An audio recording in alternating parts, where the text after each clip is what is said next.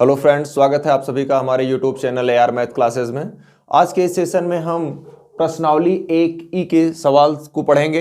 हालांकि बहुत ही इजी सवाल है, लेकिन फिर भी हम उसको देख लेते हैं। जो हमारा कॉन्सेप्ट है वो हमारा क्लियर है या कुछ अगर आपको कहीं कोई प्रॉब्लम है तो यहाँ निश्चित रूप से क्लियर हो जाएगा। तो जो पहला सवाल है उसमें है, ये संख्याएँ दी गई हैं कर्डिम 3, π/3, 22/7, 3√4 और ये √4, 4/1/4 और 2.3 और 3 का बार। इनमें आपको क्या छांटना है? परिमेय संख्याएं छांटना है। तो आपको पता है कि √3 क्या है? अपरिमेय संख्या है। तो पहली तो अपरिमेय संख्या हो गई। पाई भी एक अपरिमेय संख्या है।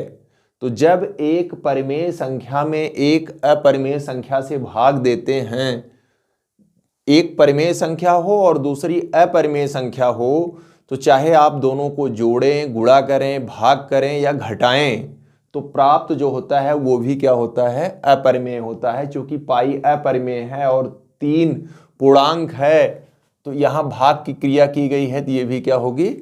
अपरिमेय संख्या होगी। 22/7, 22 पूर्णांक है, 7 पूर्णांक है। ये चूंकि P/Q के रूप में है, तो इसलिए ये क्या है? परिमेय संख्या है। ध्यान दीजिए, ये 3 पूर्णांक है। √2 होगा तो अपरिमेय होगा, √3 होगा तो अपरिमेय होगा। लेकिन जो √4 है, एक्चुअली √4 बराबर होता है, एक पूर्णांक संख्या कितनी आ जाती है? 2 आ जाती है। तो यहां से 3√4 = 3 और √4 का 2, और ये क्या आ गया? एक पूर्णांक आ गया। इसलिए ये भी क्या है? सारे पूर्णांक परिमेय संख्या होती है। तो 3√4 ये क्या है? आपका परिमेय संख्या है। और यहां जब आप हल करिएगा तो 4 चौक 16, 1 17, √17/4, और ये हो जाएगा करड़ी में 17/4 का क्या हो जाएगा? 2 हो जाएगा। तो ये पूर्णांक है, लेकिन कर्डिम 17 पूर्णांक नहीं होगा, इसलिए ये क्या है? अपरिमेय संख्या है। और लास्ट वाला ये, इसमें आप 2 चीज ध्यान रखिए कि अगर दशमलव के बाद कुछ भी दशमलव हो, जैसे 1 2 1 2 1 2, अगर ये आवर्ती है, दशमलव कैसा है? आवर्ती है, यानी 1 या 2 या 3 संख्या बार बार रिपीट हो रही है, तब तो ये क्या होगा? परिमेय होगा। प्रत्येक आवर्ती दशमलव जो अशांत दशमलव है वो क्या होगा? परिमेय होगा। लेकिन अगर यही होता 1.12 120 1200, इस टाइप से होता कि यहाँ 1 2 है, 1 2 के बाद 0 है, 1 2 के बाद 00 है, यानी अगर ये आवर्ती नहीं है, अगर ये आवर्ती नहीं है, तब ये क्या होगा? अपरिमेय होगा। तो आप यहां ध्यान रखिएगा कि अगर अशांत दशमलव आवर्ती होगा तब वो क्या हो जाएगा? परिमेय हो जाएगा। जैसे 0.333333, ये बराबर कितना है? इसको हम लिखते हैं 0.3 के बार के, और इसका मान कितना आता है? 1/3। तो 1/3 कैसी है? एक परिमेय संख्या है। तो प्रत्येक आवर्ती दशमलव क्या है? परिमेय संख्या होती है। और यहां ये क्या दिख रहा है? 2.3 के बाद 3 3 3 3 डॉट डॉट, ये भी क्या है? आवर्ती दशमलव है। अगर ये आवर्ती दशमलव है तो ये कौन सी संख्या होगी? परिमेय संख्या होगी। तो आई होप पहला सवाल आपको समझ में आ गया होगा। अब हम सेकंड सवाल देखते हैं। दूसरा सवाल है √4, √0.4, 4 और 5 में अपरिमेय संख्या बताइए। तो देखिए, ये जो √4 है, इसका बराबर क्या हो जाएगा? 4 का वर्गमूल 2 हो जाएगा। और 2 कैसी से है? एक पूर्णांक संख्या है, तो ये क्या है? परिमेय है। जितनी पूर्णांक संख्याएं होती हैं, सारी पूर्णांक संख्याएं क्या होती हैं? अपरिमेय होती हैं, परिमेय होती हैं। अपरिमेय संख्या कौन कौन सी होती है? √2 जिसमें हो, √3 जिसमें हो, √5, √7, इस प्रकार की जो संख्याएं हों, √6 भी हालांकि अपरिमेय ही होगी। √7, √11, √13, ये सारी संख्याएं क्या होंगी? अपरिमेय होंगी। तो यहाँ देखिए ये 0.4 है, यानी ये 0.4 को आप जब बराबर करेंगे तो ये क्या हो जाएगा? 4/10। ये 4/10 होगा, 4 का वर्गमूल क्या हो जाएगा? 2, और यहाँ करड़ी में 10, और ये क्या हो जाएगा? जब ये करड़िम 10 है तो करड़िम 10 कैसी संख्या होगी? एक अपरिमेय संख्या होगी। तो यही एक संख्या ऐसी है जो क्या है? अपरिमेय है। बाकी ये भी पूर्णांक, ये भी पूर्णांक और ये भी पूर्णांक, चूंकि तीनों संख्याएं पूर्णांक हैं और सारे पूर्णांक क्या होते हैं? परिमेय होते हैं। यही 0.4 देख रहे हैं आप, 0.4 को 4/10 लिख देंगे, 2/करड़िम 10, और ये जो करड़िम 10 है ये कैसी संख्या है? एक अपरिमेय संख्या है। अतः 0.4 एक अपरिमेय संख्या होगी। अब हम देखते हैं तीसरा सवाल। तीसरे सवाल में है कि ये संख्याएं 4 दी गई हैं, इन चारों संख्याओं में आपको बताना है कि परिमेय कौन है। तो पहली तो करड़िम 3 है, तो ये तो ऐसे ही अपरिमेय संख्या है। दूसरी आप ध्यान दीजिए, यहां 14.03737 है, इसके बाद डॉट डॉट है। अब अगर ये 3737 लगातार, जैसे अगर ये दिया होता 3 7 पे बार, यानी ये कैसी दशमलव है? अशांत दशमलव है, लेकिन कैसी है? आवर्ती। तो अगर ये आवर्ती इस प्रकार दिया होता तो इसको हम क्या कहते हैं? परिमेय कहते हैं। लेकिन ये थोड़ा सा क्लियर नहीं हो रहा है कि 14.03737 आगे भी 3 7 आएगा या और कोई संख्या आएगी, इसलिए ये थोड़ा कंफ्यूजन में है। अगर ये 3 7 3 7 बार बार आती है तब तो ये परिमेय है, लेकिन अगर 3 7 के बाद कोई दूसरी संख्या आ रही है, मतलब ये अगर आवर्ती दशमलव नहीं है, तो ये कौन सी संख्या होगी? अपरिमेय। तब ये भी क्या होगा? कैंसिल हो जाएगा, मतलब अपरिमेय संख्या होगा, परिमेय नहीं होगा। लेकिन ये देखिए करड़ी में 1, इसका वर्गमूल क्या हो जाएगा? 1 हो जाएगा, और सारे पूर्णांक 1 2 3 4 मतलब जितने भी पूर्णांक हैं सारे क्या हैं? परिमेय हैं। और चूंकि पाई जो है, पाई क्या है? अपरिमेय है।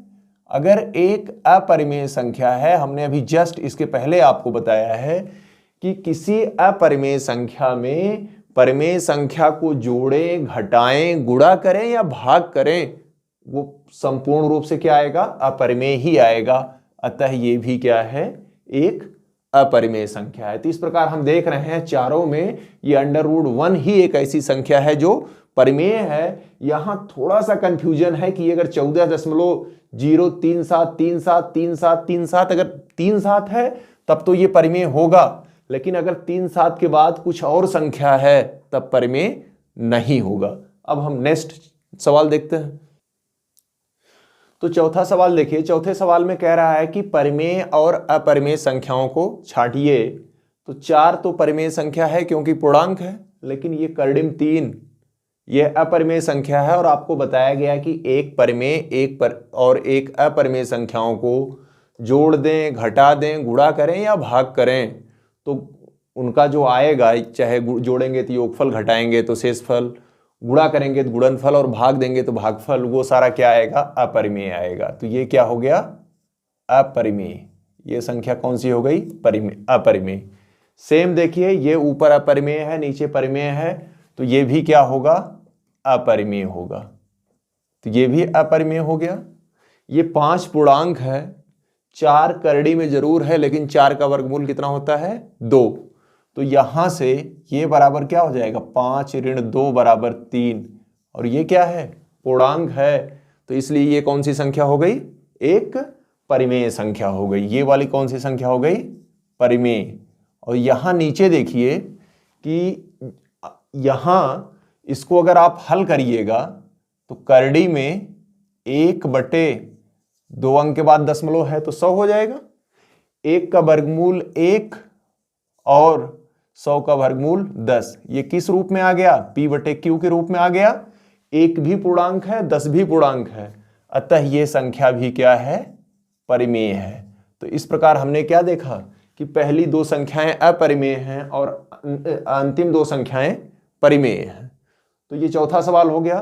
5वें सवाल में आपको छांटना है कि परिमेय संख्या कौन है। तो सारी संख्याएं करड़िम दी गई हैं, तो एक काम करिए, देखिए किसका वर्गमूल निकल करके पूर्ण वर्ग संख्या आ जाती है। तो 2 तो आप जानते हैं अपरिमेय है, 2 अपरिमेय है, कर्डिम 3 भी क्या है, कर्डिम 2 अपरिमेय है, कर्डिम 3 भी अपरिमेय है। यहां ये जो कर्डिम 9 है इसका क्या आ जाएगा, 3 आ जाएगा, और 3 क्या है, पूर्णांक है, तो ये कौन सी संख्या हो गई, परिमेय हो गई।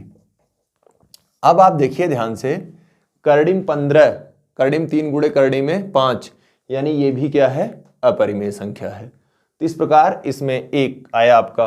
फिर छठे में भी आपको अपरिमेय संख्या छांटनी है, तो कर्डिम 7 अपरिमेय होगा, कर्डिम 11 अपरिमेय होगा, और ये कर्डिम 16 का क्या हो जाएगा, 4। इसमें यही क्या होगा, एक परिमेय होगा, बाकी कर्डिम 19, कर्डिम 23 ये सारे भी क्या होंगे, अपरिमेय संख्याएं होंगे। और लास्ट 7वां जो है इसमें, ये देखिए कर्डिम 4, इसका हो जाएगा 2, तो ये तो परिमेय हो गया, ये क्या हो गया, परिमेय, ये अपरिमेय, ये भी अपरिमेय, लेकिन ये कर्डिम 3 नहीं कर्डिम 9 ये 3 आ जाएगा, तो ये भी क्या हो गया, परिमेय हो गया। कर्डिम 16 ये भी 4 आ जाएगा, तो क्या हो जाएगा, परिमेय। आप ध्यान दीजिएगा कि जो भी कर्डिम रहे, अगर वो पूर्ण वर्ग संख्या है तो कर्डिम में उसका वर्गमूल निकल जाएगा, तो वो सारे क्या हो जाएंगे, परिमेय हो जाएंगे, और बाकी संख्याएं जो होंगी वो क्या होंगी, अपरिमेय होंगी। तो आई होप आपको ये समझ में आ रहा होगा। फिर अब देखते हैं कुछ सवाल जो बचे हैं इसके और इसके आगे वाली लास्ट वाली प्रश्नावली के, वो भी इसी के साथ देख लेते हैं। तो पहले हम लास्ट सवाल 10वां देख लेते हैं।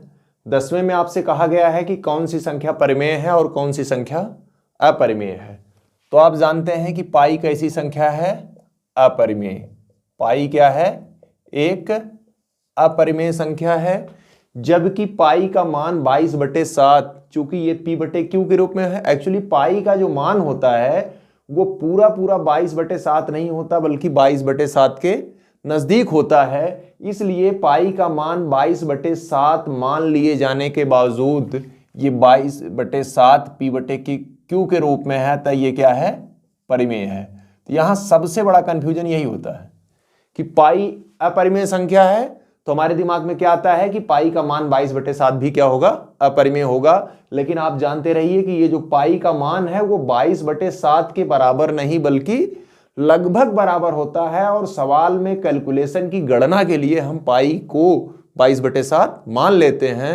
अतः ये कंफ्यूजन बिल्कुल नहीं होना चाहिए कि पाई अपरिमेय है तो 22/7 भी अपरिमेय होगा, बल्कि 22/7 में 22 पूर्णांक 7 पूर्णांक p/q के रूप में है, इसलिए ये क्या होगा, एक परिमेय होगा। और ये देखिए 3.14 जो है इसको क्या लिख देंगे, 314/100 लिख देंगे। 314 भी पूर्णांक और 100 भी पूर्णांक, यानी ये भी क्या है, परिमेय है। अब यहां देखिए, अगर ये केवल कर्डिम 9 होता तो 3 त्रिक 9, इसका वर्गमूल 3 आ जाता। लेकिन ये केवल कर्डिम 9 नहीं बल्कि 10.9 है, तो इतना बराबर हो जाएगा कर्डी में 9/10। 9 का वर्गमूल तो 3 चला जाएगा बाहर, तो 3/कर्डिम 10। कर्डिम 10 कैसी संख्या है, एक अपरिमेय संख्या है। और हमने आपको बताया कि जब एक परिमेय और एक अपरिमेय संख्याओं का आपस में जोड़ घटाव गुणा भाग कुछ भी होता है तो वो संख्या क्या आती है, अपरिमेय आती है। इसलिए ये भी कैसी संख्या है, अपरिमेय। तो इस प्रकार आपका 10वां सवाल कंप्लीट हो गया। ये सवाल अगला देखते हैं कि सिद्ध कीजिए 2 + 3√2 एक अपरिमेय संख्या है। तो हमने इस टाइप के काफी सवाल आपको बताए हैं। एक बार फिर आपको रिवीजन करा देते हैं कि जब इस प्रकार के सवाल हमें सिद्ध करने होते हैं तो हम क्या करते हैं, लिख लेते हैं माना 2 धन 3 कर्डिम 2 एक परिमेय संख्या है। ये क्या है, एक परिमेय संख्या है। जब इसको लिख लेंगे कि ये एक परिमेय संख्या है तो इसका मतलब 2 धन 3 कर्डिम 2 ये बराबर किसके होगा, p/q के। भाई परिमेय संख्या है तो p/q के रूप में हम उसे लिख सकते हैं। लिखेंगे जहां p और q पूर्णांक हैं, जहां p और q पूर्णांक हैं तथा Q नॉट इक्वल टू या परंतु, जो भी लिखें तथा या परंतु Q नॉट इक्वल टू 0, लेकिन Q 0 के बराबर नहीं है। अब आप ध्यान दीजिए 3 कर्डिम 2 बराबर P बटे Q, ये एक पूर्णांक है, आप उसको उधर ले जाइए। अब आप एक काम करिए 3 से भाग दे दीजिए। तो जब 3 से भाग दीजिएगा तो कर्डिम 2 बराबर P बटे 3Q माइनस 2/3। 3 का भाग पहले पद में भी होगा और 3 का भाग दूसरे पद में। अब ध्यान दीजिए, आप देखेंगे कि P, Q और 3 ये तीनों पूर्णांक हैं। तो जब 3 पूर्णांक हैं तो उनका आपस में जोड़ घटाव गुणा भाग जो भी कुछ होगा वो पूर्णांक ही आएंगे, वो परिमेय आएंगे। तो ये परिमेय आ जाएगा और 2/3 ये भी परिमेय है। और जब दो परिमेय संख्याओं का जोड़ घटाव गुणा भाग कुछ होता है, जब दोनों परिमेय हैं तो वो आपस में भी परिमेय आएंगे। तो आप लिखेंगे P, Q, 3 और 2 पूर्णांक हैं। क्या है? पूर्णांक हैं। अतः P/3Q माइनस 2/3 एक परिमेय संख्या है। एक परिमेय संख्या है, परंतु आप देखिए इधर क्या है, √2, परंतु √2 एक अपरिमेय संख्या है। परंतु √2 एक अपरिमेय संख्या है। अगर √2 एक अपरिमेय संख्या है तो ये दोनों आपस में बराबर हो नहीं सकते, यानी √2 not equal to P/3Q minus 2/3। तो आपने जो ये, अगर ये परिमेय होता, ये परिमेय संख्या होता तो ये बराबर आते, लेकिन बराबर नहीं है। अतः लास्ट में लिखेंगे अतः 2 + 3√2 एक अपरिमेय संख्या है। ये आपका पूरा सवाल हो गया। उम्मीद करते हैं कि आपको पूरी तरह से समझ में आ गया होगा, क्योंकि इस प्रकार से कई सवाल आपको पीछे वाले प्रश्नावली में बताए जा चुके हैं। अभी लास्ट वाली प्रश्नावली जो बहुविकल्पी प्रश्न है उसको आप अपने मन से प्रैक्टिस कीजिएगा, फिर भी हम कुछ सवाल आपको ऐसे पढ़ करके बता दे रहे हैं। तो इसका पहला सवाल है 6a + 5 के ठीक पहले वाला धन पूर्णांक ज्ञात करो। मतलब इसके ठीक पहले वाला धन पूर्णांक ज्ञात करो। तो आप देखिए ध्यान से, इसको लगाने से पहले 1 2 3 4 5 ऐसे डॉट डॉट, ये सारे क्या हैं? धन पूर्णांक हैं। तो 4 के पहले वाला धन पूर्णांक क्या है? 3। तो 4 से पहले वाला धन पूर्णांक 3 है। तो 4 से पहले 3 कैसे मिलेगा? 4 में से 1 घटाएंगे 3 आ जाएगा। 5 के पहले वाले की बात करेंगे तो 5 में से 1 घटाएंगे तो इसके पहले वाला आ जाएगा। और अगर बाद की पूछे, जैसे पूछे 2 के बाद वाला, तो 2 में 1 जोड़ेंगे तो बाद वाला 3 आ जाएगा। इस प्रकार कोई भी संख्या पूछे, जैसे पूछे कि 20 के बाद वाला पूर्णांक ज्ञात करो, तो आप क्या करेंगे? 20 धन 1 बराबर 21। और अगर यही पूछे 20 से पहले वाला पूर्णांक, तो 20 ऋण 1 बराबर 19। तो शायद आपका ये क्लियर होगा कि कोई भी संख्या है या कोई भी पूर्णांक है, जब आपको उसके बाद वाला पूछे तो आप उसमें 1 जोड़ देंगे, और उसके पहले वाला पूछे तो आप उसमें से 1 घटा देंगे। तो ये पूछ रहा है 6a + 5 से ठीक पहले वाला धन पूर्णांक, तो आप कहेंगे से ठीक पहले वाला धन पूर्णांक। तो धन पूर्णांक आप कैसे निकालेंगे? पहले पूछ रहा है तो आप क्या करेंगे? 1 इसी में से घटा देंगे। तो क्या आ जाएगा? 6a ऐसे रहेगा, 5 में से 1 घटाएंगे तो क्या आ जाएगा? 4। तो आपका यही आंसर है। अगर यही पूछता कि इससे ठीक बाद वाला धन पूर्णांक ज्ञात कीजिए, तब आप क्या करते? 6a + 5 में 1 जोड़ देते और ये क्या आ जाता? 6a + 6। आई होप आपका ये क्लियर होगा। तो जब भी इस टाइप का सवाल पूछे, पहले बाद में, पहले पूछे तो 1 घटाइए, और अगर बाद का पूछे तो 1 जोड़िए। जो दूसरा सवाल है उसमें पूछा जा रहा है कि निम्नलिखित में अपरिमेय संख्या कौन सी है। तो अपरिमेय संख्या पूछा जा रहा है तो इसके विकल्प जो हैं वो 22/7 है, पाई है। तो जब पाई मिल गया तो आपको पता है कि पाई एक अपरिमेय संख्या है। इसका जो और विकल्प है वो 0.69 है और अंतिम विकल्प जो दिया गया है 5/16। अमूमन क्या होता है कि लोग ये समझ लेते हैं कि जो संख्याएं करड़ी में हैं वो अपरिमेय होती हैं, लेकिन ऐसा बिल्कुल नहीं है। यहां देखिए करड़ी में 16 भले है, लेकिन ये करड़ी में 16 जो है एक पूर्ण वर्ग संख्या है। तो इसको बराबर आप क्या लिख सकते हैं, 5/16 का वर्गमूल क्या हो जाएगा, 4 हो जाएगा। यहां देखिए दशमलव में जरूर है, लेकिन इसको 69/100 भी तो लिख सकते हैं।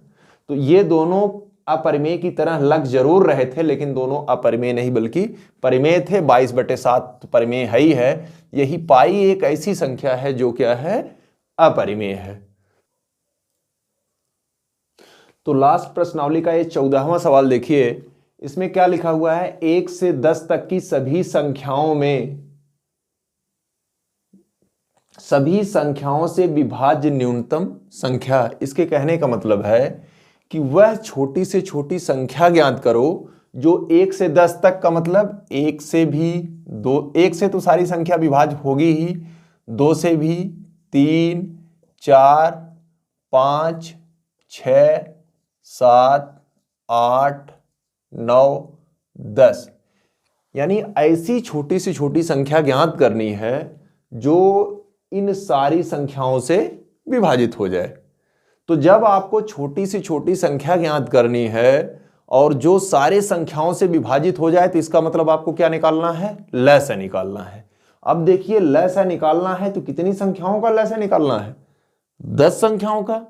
तो आप इतने बड़े संख्याओं का सारे निकालने की जरूरत नहीं है। देखिए क्यों नहीं निकालने की जरूरत है, जैसे 2 जो है 6 को विभाजित कर रहा है, 2 6 को विभाजित कर रहा है, 2 10 को भी विभाजित कर रहा है, 2 8 को भी विभाजित कर रहा है, इसलिए 2 को छोड़ दीजिए।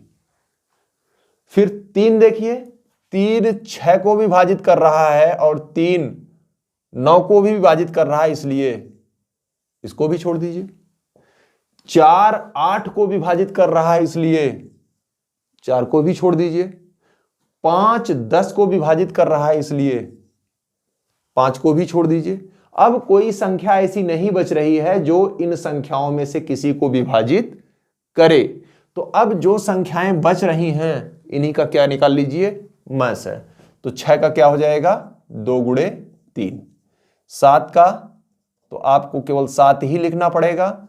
8 का 2 गुणे 2 गुणे 2 गुणे 2 और 9 का क्या हो जाएगा, 3 गुणे 3 और 10 का हो जाएगा 2 गुणे 5। अब जब आप लसाअ की बात करते हैं तो आप जानते हैं कि जो संख्याएं कॉमन हो, तो जो संख्याएं, हाँ देखिए ये 8 का एक ज्यादा हो गया है, 8 का होगा 2 दूनी 4 दूनी 8। तो आपको पता है कि जब लसाअ निकालते हैं तो जो संख्याएं कॉमन होती है उसको एक बार लिखते हैं। तो देखिए 1 2 इसमें, यहां भी और यहां 2 लिखेंगे। अब आप ध्यान दीजिए कि 2 और किसी में नहीं है, केवल इसमें 2 बार है, तो इसको भी लिख लेंगे। तो अब ये 2 हो गया। अब 3 देखते हैं, 3 यहां है, यहां है, तो इस प्रकार एक 3 हो गया। अब यहां 3 अकेला बच गया, तो इसको भी लिख लेते हैं। फिर अभी 5 बचा हुआ है और 7 बचा हुआ है, यानी ये 5 भी लिख लेंगे और ये 7। तब आप गुणा कीजिए, 2 दूना 4 दूनी 8, 8 पंचे 40, यहां 40 हो गया और 3 त्रिका 9 सते 63। अब आप एक काम करिए, 4 तिहाई 12, 4 छक 24 2 नहीं 4 तिहाई 12, 4 छक 24 1 25। तो इस प्रकार आपका न्यूनतम संख्या क्या आ गई, 2520। यानी 2520 वही संख्या है जो 1 से लेकर के 10 तक सभी संख्याओं से विभाजित हो जा रही है। ये न्यूनतम यानी कम से कम सबसे छोटी संख्या यही है। तो इस प्रकार ये 14वां सवाल रहा। इसका 13वां सवाल देखते हैं। 13वें सवाल में है कि एक शून्येतर परिमेय संख्या और एक अपरिमेय संख्याओं का गुणनफल होता है। तो हमने आपको बताया शून्येतर मीन्स क्या होता है कि जो शून्य ना हो। तो जब एक अपरिमेय संख्या को एक परिमेय संख्या में जोड़ते हैं तब भी अपरिमेय आता है, घटाते हैं तब भी अपरिमेय आता है, गुणा करते हैं तब भी अपरिमेय आता है। तो इसमें 13वें में क्या था कि एक शून्येतर अपरिमेय संख्या और परिमेय संख्या को गुणनफल क्या आएगा, तो आपका आंसर क्या होगा, एक अपरिमेय संख्या होगी। तो इस प्रकार बहुत जितने भी सवाल हैं लगभग सारे बहुविकल्पी हैं। अगर आपने चैप्टर्स को सारे वीडियो को ढंग से देखा होगा तो कोई भी सवाल आपका मिस नहीं होगा। जहां भी आपको कंफ्यूजन है वीडियो को रिपीट करके दोबारा देखिए, और वीडियो आपको पसंद आ रहा हो तो लाइक कीजिए, वीडियो को ज़्यादा से ज़्यादा शेयर कीजिए, और अगर आप हमारे चैनल पर नए हैं तो चैनल को सब्सक्राइब कीजिए। Thanks for watching.